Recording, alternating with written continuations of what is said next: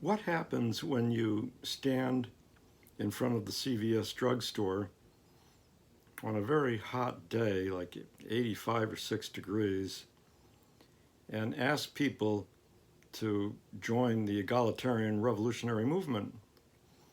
That's what I did earlier today.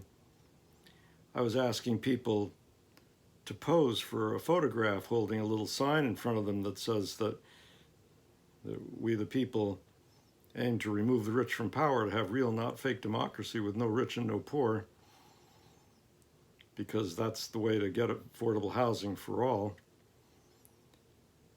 Well, this is what happened. First of all, I have a little sign that I hold up that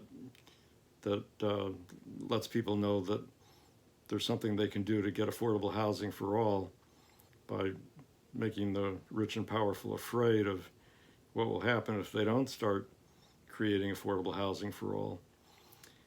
And, some people walk by and pay absolutely no attention to the sign at all. I guess most people fall into that category. Who knows why? I mean, they've got their personal reasons. They're focused on something. They need to get into the store and buy some medicine or some ice or who knows what. They didn't leave their home on a hot day to talk to some stranger on the street about doing something they think is probably nigh on impossible. But some do stop and talk and then gladly pose for a photograph. Now, some of them are so nervous about having their picture taken to go online that they only agree when I tell them that they can hold the little sign in front of their face. So some of the pictures that I've been putting on Flickr are exactly that. People holding a sign in front of their face. So now who knows why they're afraid of having their face be seen. I know one person told me it was because she thought she didn't look good. She didn't have her makeup on, that kind of issue. Another person told me he was afraid the FBI would identify him and come and maybe kill him because he'd been in the Black Panthers and he knew they did stuff like that. And other people just sort of, immediately when I say I want to take your picture, they say, oh, no. But some say, sure. Those are the ones that you can see that I'm posting online. And now today, as I said, it was a really hot day. I'm out in the sun, and this very nice woman with her son let me take her picture, and then she wanted to take my picture with the sign to show her husband, she said. So I said, sure. And then she went into the CVS drugstore, and she came out with some bottles of cold water that she bought, and she offered me one. Said, it's really, you're standing in the sun, you really need some cold water. And I said, oh, no, thank you. But she insisted. And so finally I graciously accepted the cold water bottle that she gave me, which I'm sort of glad I did because it was nice drinking from it. I met another young man who told me that he was 7th generation living in the neighborhood I was standing in Brighton, the neighborhood of Boston, that his family came to Brighton in 1790, and they've been here ever since. We had a fascinating conversation. He's got a website focusing on making the probation system more just. So it was a very pleasant experience. I was only there for about an hour. It just got too hot. But you meet a lot of really nice people. I met a Palestinian woman with her small children who was afraid to sign because of her immigration status and so forth. And we talked quite a lot about the injustice of Zionism and how it's used not only by the rich Jews who control Israel, not only to oppress Palestinians, but to oppress ordinary Jews by creating a boogeyman enemy of the Palestinians to frighten ordinary Jews into obeying their billionaire masters in Israel. And she understood that fine. I mean, we were having one of these conversations where we were just agreeing with each other over and over again. And then I met this man who agreed to talk with me, but was very argumentative and wouldn't hold the sign up. And he said, why? It was because he said he came to this country from Russia with hardly any money, and now he's worth $5 million. And oh, how proud he was of that. So he considers himself to be one of the rich people, and he said to me, you're never going to take my money away from me, which raises an interesting point, which is that having no rich and no poor means that people with a lot of money are not going to be richer than other people, which this man obviously was very proud that he was and wanted to remain richer than other people.